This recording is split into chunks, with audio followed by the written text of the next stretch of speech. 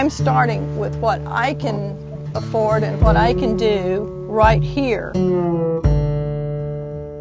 I receive messages from God. He has called me to do this, and I must do it. And the fact that other people think I'm crazy, it really doesn't matter. I'm beyond that point.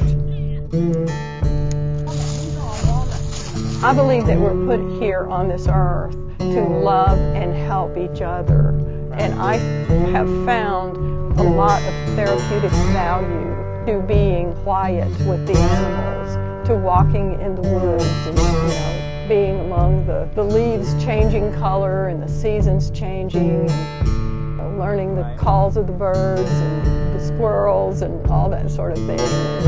Through this process of being in touch with nature,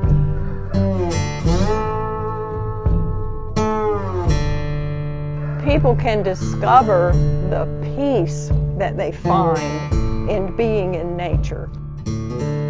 Seems like my whole life has been building up to this point. Like, now that I've given you all of this knowledge and all of these experiences, and this is part of your spirit, what are you going to do with it? And I don't want to just get old and die. I want to share this with others.